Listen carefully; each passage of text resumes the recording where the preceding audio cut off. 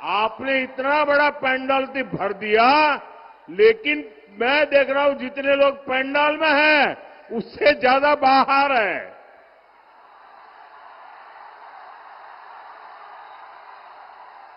और जब मैं हेलीकॉप्टर से देख रहा था, बहुत बड़ी मात्रा में लोग पैदल चल करके आ रहे थे।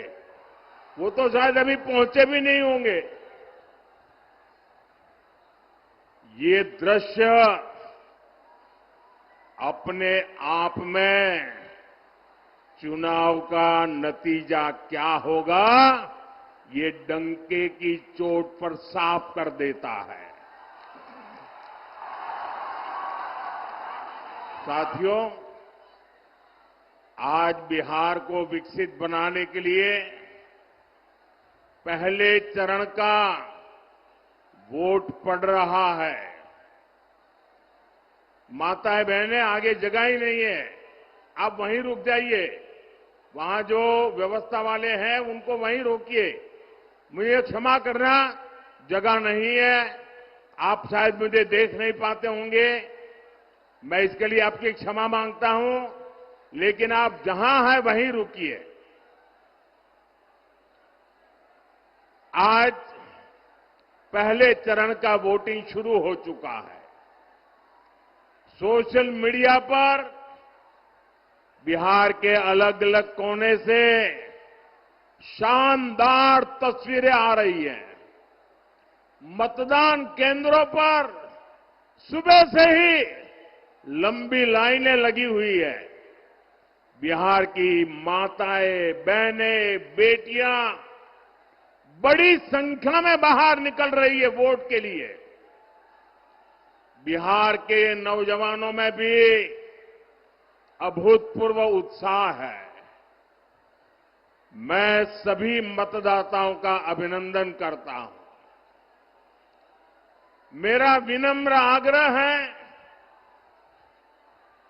जिन साथियों ने अभी तक मतदान नहीं किया है, जो अभी तक अपने घर से निकले नहीं हैं, वे जल्द से जल्द वोट देने के लिए निकले। साथियों, आज पूरे बिहार से एक ही आवाज आ रही है, एक ही आवाज आ रही है। फिर एक बार एनडीए सरकार, फिर एक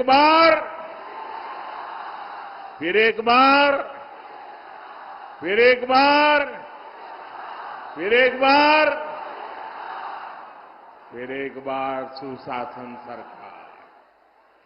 बिहार की इसी भावना के पीछे माताओं बहनों की उम्मीद है, नौजवानों के सपने हैं। और मेरे नौजवानों, ये मोदी की गारंटी लिख करके रखो। आपका सपना ही, मेरे नौजवान साथियों लिख करके रखो, आपका सपना ही मोदी का संकल्प है।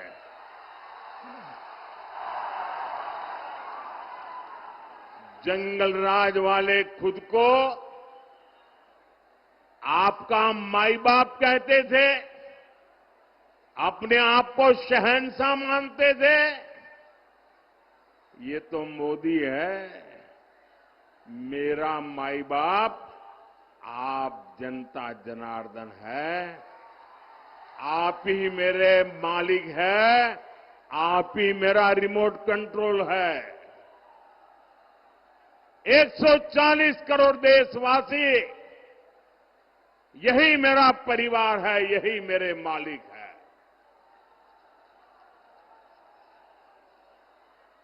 मेरा परिश्रम, दिन रात खपने की मेरी कोशिश सिर्फ और सिर्फ आपके बच्चों के बेहतर भविष्य के लिए ही है।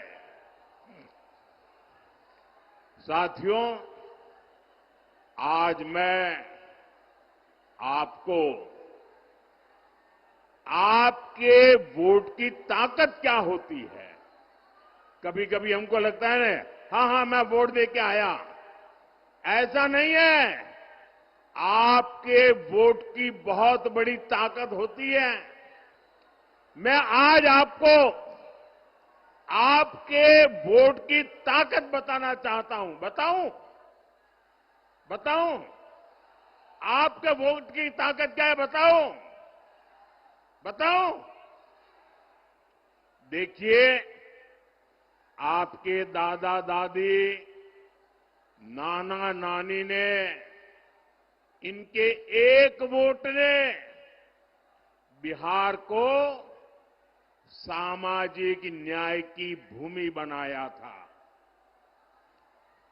लेकिन फिर 90 का दशक आया और बिहार पर आरजेडी के जंगल राज ने हमला कर दिया।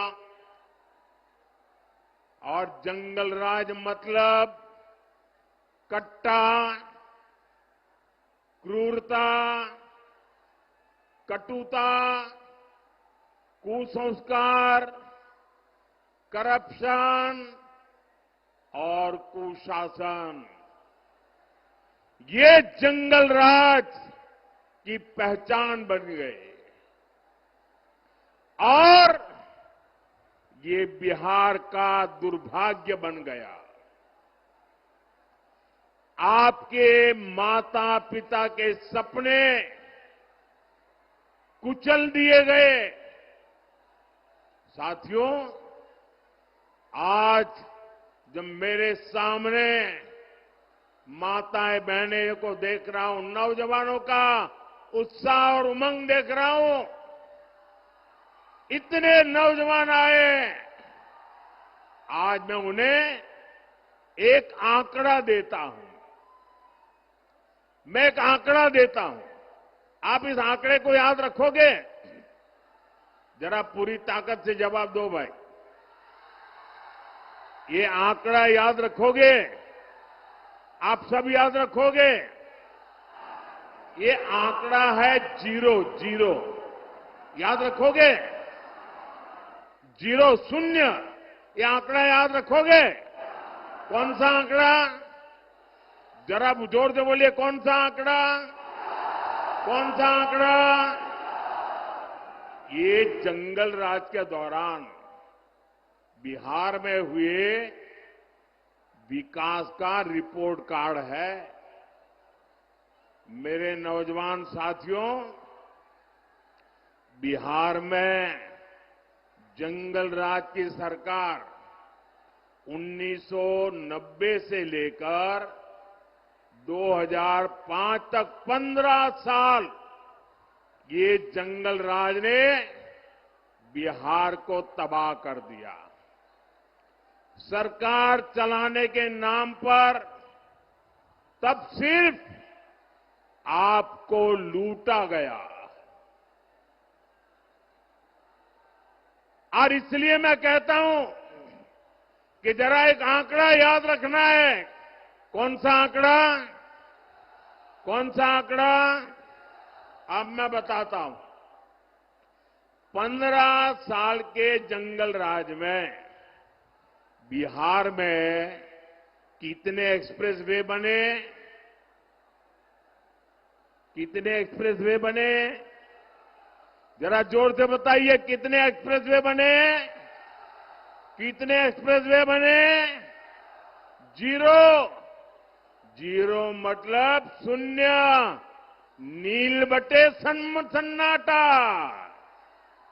क्या आप जानते हैं 15 साल के जंगल राज में बिहार में कोसी नदी पर कितने पुल बने? कितने पुल बने? जरा जोर से बताइए, कितने पुल बने? कितने पुल बने? देखिए, पत्रकार मुस्कुरा रहे हैं आज। जीरो, शून्य। एक भी नहीं बना। क्या आप जानते हैं 15 साल के जंगल राज में बिहार में कितने टूरिस्ट सर्किट विकसित हुए? कितने टूरिस्ट सर्किट विकसित हुए? जरा जोर से बताइए, कितने विकसित हुए? 0, शून्य, नील बटे सन्नाटा। क्या आप जानते हैं 15 साल के जंगल राज में बिहार में मेरे नौजवानों को खेलकूद के लिए, मेरी बेटियों को खेल कूदने के लिए कितने स्पोर्ट्स कॉम्प्लेक्स डेवलप हुए? कितने डेवलप हुए? कितने डेवलप हुए?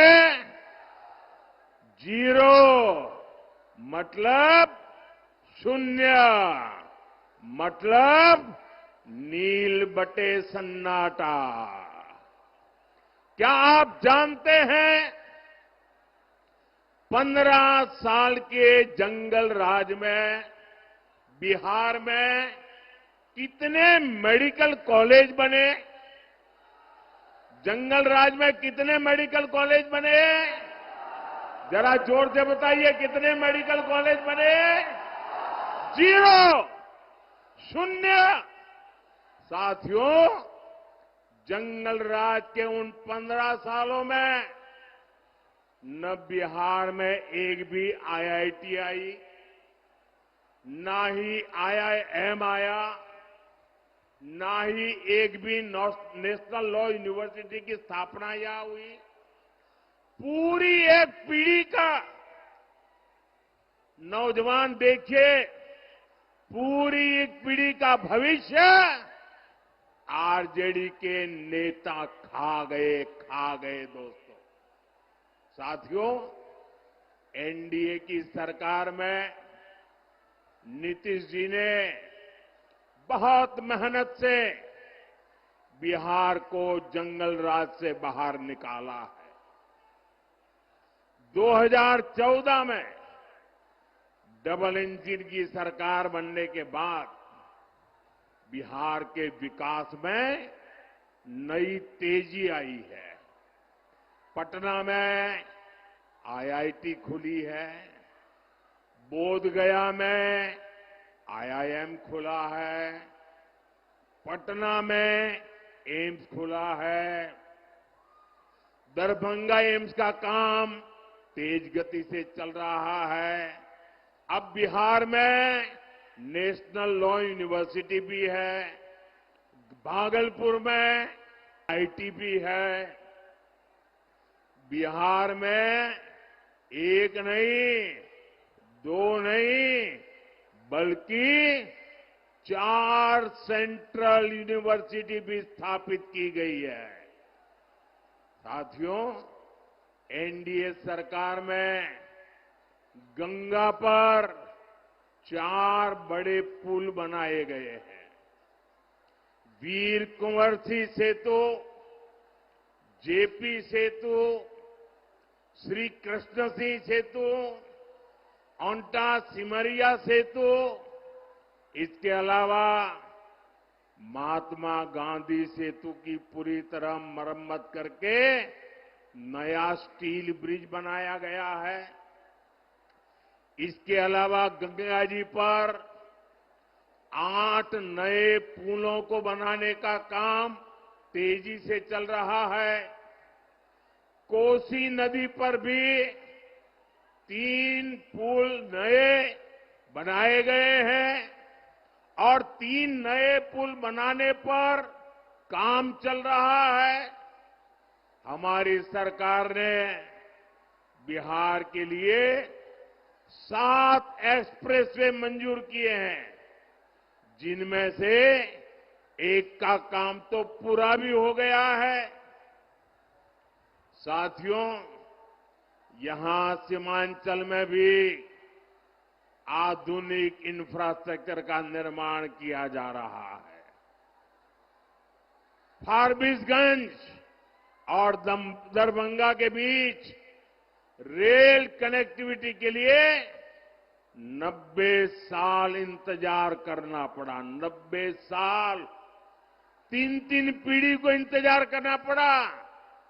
अब कई सालों बाद फारबिसगंज और सहरसा भी आपस में कनेक्ट हो गए हैं।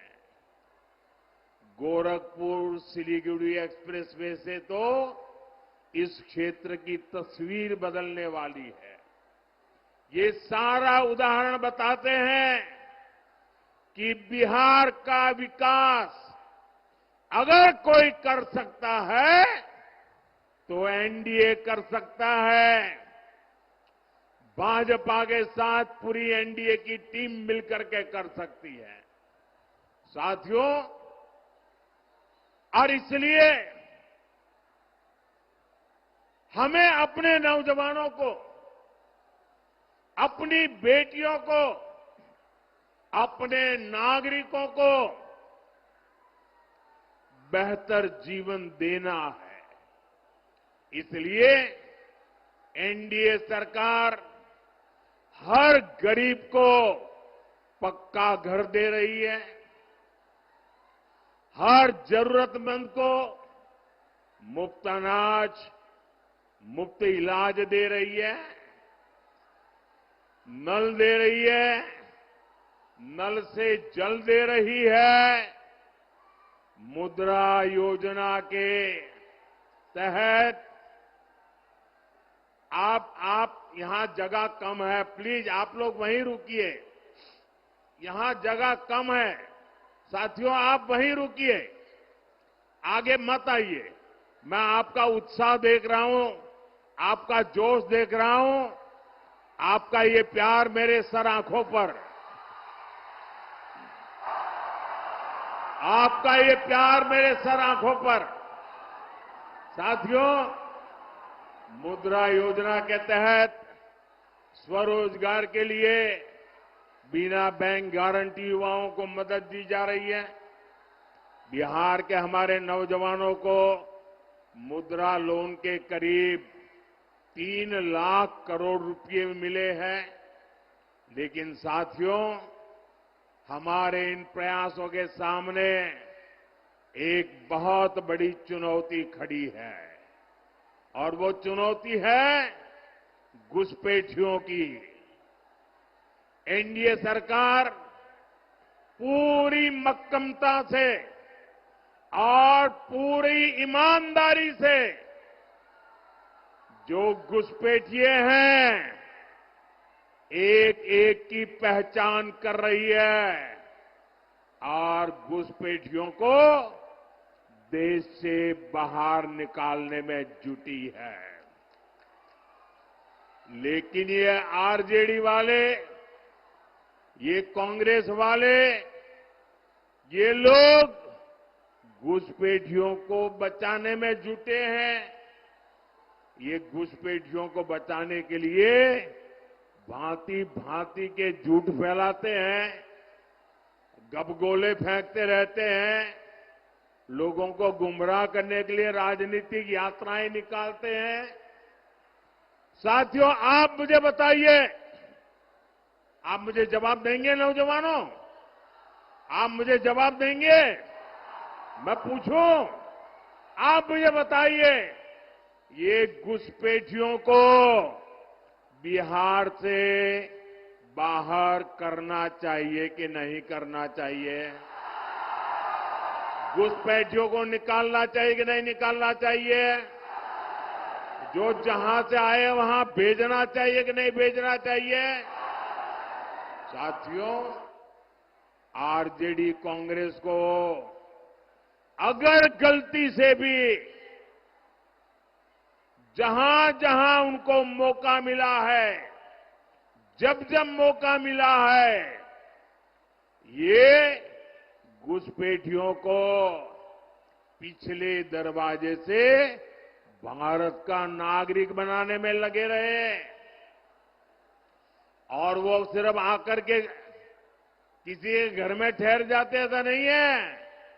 एक घुसपैठिए आपके खेतों पर कब्जा करते हैं, दुकानों उद्योगों में घुसपैठियों को ही काम मिलना हो जाता है, आपके बच्चों को उनको काम का जो हक है वो हक ये घुसपैठिए छीन लेते हैं, उनको मिलना शुरू हो जाता है। और इसलिए मेरे नौजवानों, मेरी माताओं बहनों, मेरे मुल्क के मालिकों, मुझे बताइए ये घुसपैठिए जाने चाहिए कि नहीं जाने चाहिए? ये घुसपैठियों को हटाना चाहिए कि नहीं हटाना चाहिए? साथियों, घुसपैठियों का ठीक से हिसाब हो। आप मुझे बताइए, ये घुसपैठियों का हिसाब कौन कर सकता है? जरा बताइए, घुसपैठियों को कौन निकाल सकता है? ये घुसपैठियों को कौन निकाल सकता है? ये घुसपैठियों को कौन निकाल सकता है? ये घुसपैठियों को कौन निकाल सकता है? मोदी नहीं, आपका एक वोट निकाल सकता है। आपका वोट, आपके वोट की ताकत है, वो घुसपैठियों को निकाल करके रहेगी। और इसके लिए एनडीए की डबल इंजन सरकार बहुत जरूरी है। साथियों, कांग्रेस हो, आरजेडी हो, इन्हें देश की सुरक्षा से कोई मतलब नहीं है। इन्हें देश की आस्था से भी कोई मतलब नहीं है। इसलिए सब लोग हमारी आस्था, हमारी संस्कृति का भी अपमान करते हैं। आपने देखा, कांग्रेस के जो नामदार है वो बिहार आकर छठी मैया की पूजा को ड्रामा बताते हैं। ड्रामा! क्या ये छठी मैया का अपमान है कि नहीं है? हमारी आस्था का अपमान है कि नहीं है?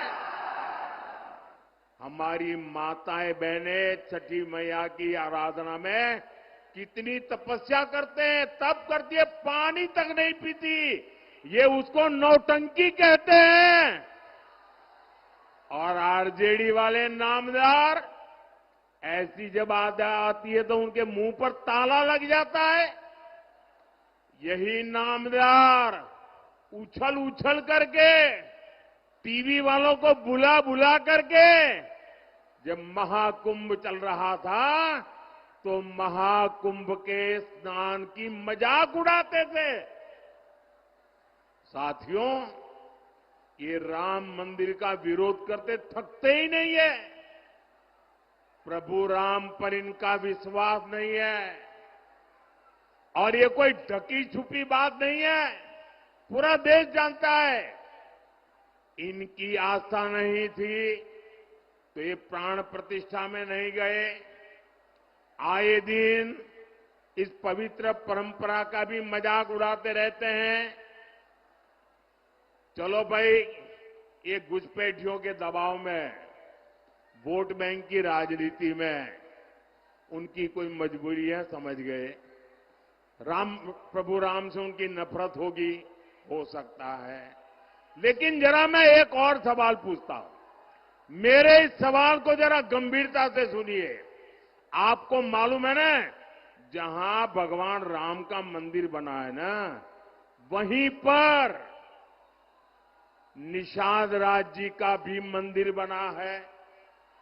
वहीं पर महर्षि वाल्मीकि जी का भी मंदिर बना है। वहीं पर माता शबरी जी का भी मंदिर बना है। ये जरा कांग्रेस आरजेडी वालों को मैं पूछना चाहता हूं कि भाई, तुम्हें राम से गुस्सा है? अरे राम जी के पास मत जाना। अरे वहां निषाद राज है, जरा वहां तो मत्था टेक के आ जाओ। वहां वाल्मीकि जी है, अरे वहां तो मत्था टेक के आ जाओ। वहां माता शबरी है, अरे वहां तो चरण छू के आ जाओ। इनको निषाद राज से, महर्षि वाल्मीकि जी से, माता शबरी से भी ऐतराज है। इससे पता चलता है कि ये लोग दलितों, पिछड़ों से कितनी नफरत करते हैं। साथियों, एनडीए का एक ही संकल्प है, सबको पढ़ाई, सबको दवाई, सबकी कमाई, सबकी सुनवाई और जहां पानी नहीं है खेतों में वहां सिंचाई। एनडीए सरकार में इसी मंत्र पर चलते हुए हम कोसी और मेची नदी को जोड़ रहे हैं। हजारों करोड़ रुपए की योजना बनाई गई है। लक्ष्य यही है कि बाढ़ की चुनौती कम हो और किसानों को सिंचाई की सुविधा मिल सके। साथियों, यहां बहुत बड़ी मात्रा में दाल उगाई जाती है। हमारी सरकार ने दलहन किसानों के लिए बहुत बड़ी योजना बनाई है। इससे दलहन किसानों को बहुत लाभ होगा। अब तो आपकी सेवा में नया राष्ट्रीय मखाना बोर्ड भी है। ये मखाना की खेती को नई बुलंदी देने वाला है। साथियों, यहां इस क्षेत्र में जूट की भी काफी खेती होती है। जूट किसानों के लिए जितना हमारा सरकार कर रही है उतना पहले कभी नहीं हुआ। आरजेडी कांग्रेस के दौर में एक समय ऐसा भी था जब जूट किसानों को 1 क्विंटल जूट के 1000 रुपये भी नहीं मिलते थे। ये एनडीए सरकार है जिसने आपके हितों का ध्यान हमेशा रखा। आज 1 क्विंटल जूट एमएसपी 5,600 रुपये से ज्यादा हो गया चुका है। 5,600। उस समय 1,000 भी नहीं होता था।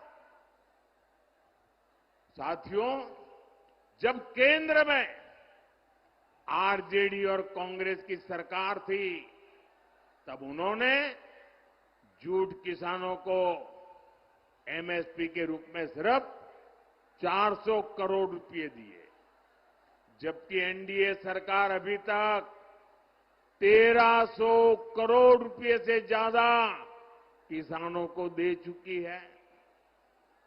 इसका बड़ा फायदा बिहार के जूट किसानों को हुआ है। साथियों, हमारी सरकार माताओं बहनों की कमाई और दवाई के लिए भी अनेक कदम उठा रही है। मुख्यमंत्री महिला रोजगार योजना इसका सशक्त उदाहरण है। इसके तहत बिहार की 1,40,00,000 बहनों के खाते में 10-10 हजार रुपये पहुंच चुके हैं। माताएं बहनें जरा ताली बजा करके मुझे बताइए, ये अच्छा हुआ है कि नहीं हुआ है? आपको ताकत मिली है कि नहीं मिली है? और हमने वादा किया है जो भी इस पर से कोई काम धंधा शुरू करेंगे उनको आगे सरकार बनने के बाद फिर से पैसा मिलने वाला है। करेंगे ना? हमें बिहार को आगे बढ़ाना है, करेंगे ना? बिहार एनडीए ने फिर से सरकार बनने के बाद इस योजना का दायरा बढ़ाने की घोषणा की है। साथियों, मुझे परसों ही बिहार की बहनों से फोन कॉल पर बातचीत करने का अवसर मिला था और मुझे बताया गया लाखों बहनें मेरे साथ उस समय जुड़ी थी और घंटे भर में बात करता रहा। और जो मैंने उनको सुना, एक एक बहन जो बता रही थी, मुझे विश्वास हो गया है ये हमारी माताएं बहनें, ये हमारी माताएं बहनें समृद्ध बिहार बनाने का संकल्प ले चुकी है और इसलिए वो जंगल राज की वापसी भी कभी भी वापस ही नहीं होने देंगे। अब मेरा विश्वास और पक्का हो गया है। आज बिहार को जंगल राज से बचाने के लिए अगर सबसे बड़ा कोई किला है, सबसे बड़ी दीवार है, सबसे बड़े संरक्षक है, तो ये मेरी माताएं बहनें हैं। ये मेरी माताओं बहनों की ताकत है। ये मेरी माताओं बहनों की जागरूकता है। साथियों, कुछ दिनों पहले मैंने कांग्रेस और आरजेडी में जो झगड़े हो रहे हैं ना, एक दूसरे की टांग खींचने का जो काम चल रहा है, उसकी पोल खोल दी थी। ये पोल खुलने के बाद कांग्रेस आरजेडी के बीच झगड़ा और भी बढ़ गया है। अभी हमने देखा कांग्रेस ने तो अब उप मुख्यमंत्री पद के उम्मीदवार को ही आरजेडी के खिलाफ मोर्चे पर उतार दिया है। वो मीडिया को इंटरव्यू दे रहे हैं और इंटरव्यू में क्या कह रहे हैं? वो इंटरव्यू में आरजेडी के जंगल राज की ही कलई खोल रहे हैं। वो कह रहे हैं कि जंगल राज में दलितों, महादलितों और अति पिछड़ों के साथ सबसे अधिक जुल्म हुआ है। साथियों, अभी तो ये शुरुआत है। चुनाव परिणाम आने दीजिए। ये कांग्रेस आरजेडी के लोग एक दूसरे के बाल नोचने वाले हैं, एक दूसरे के। साथियों, अररिया में 11 नवंबर को मतदान है। आपको मेरा एक काम करना है। करेंगे? मेरा एक काम करेंगे? पक्का करेंगे? अभी आपके पास 3-4 दिन बचे हैं। घर घर जाकर के बताना कि अपने मोदी जी आए थे। बताएंगे? बताएंगे? और कहना कि मोदी जी ने आपको प्रणाम भेजा है। मेरा प्रणाम पहुंचा देंगे, हर घर में पहुंचा देंगे। दूसरा भी एक काम करना है। छठ महापर्व के लिए जो लोग बाहर रहते वो गांव में वापस आए हैं, उनको कहना कि मोदी जी ने कहा है कि अगर आपका यहां वोट है तो जाने की जल्दी मत करना, वोट देकर के ही जाना। करेंगे? साथियों, आपके उत्साह से पक्का है इस बार एनडीए की रिकॉर्ड विजय होने वाली है। भाजपा एनडीए के हर कार्यकर्ता को पूरी ताकत से हर बूथ पर विजयी होना है। एक भी बूथ ऐसा ना हो कि जहां हम एक वोट से भी पीछे नहीं होने चाहिए। और भाइयों बहनों, जब चुनाव का नतीजा आ जाएगा तो दही चूड़ा और मखाना की खीर के साथ हमें एनडीए की रिकॉर्ड विजय का उत्सव मनाना है। साथियों, आप इतनी विशाल संख्या में यहां आए, हमारे इन साथियों को आशीर्वाद दिया। मैं सभी उम्मीदवारों से प्रार्थना करता हूं कि जरा आप यहां आ जाइए। हाँ, बस वहीं खड़े रह जाइए। हाँ, सबके सब मैं आप सबको मिलकर के आपको शुभकामनाएं देना चाहता हूं। आप सब भारत मां की जय बोल करके इनको आशीर्वाद दीजिए। भारत माता की, भारत माता की, भारत माता की, भारत माता की। बहुत बहुत धन्यवाद।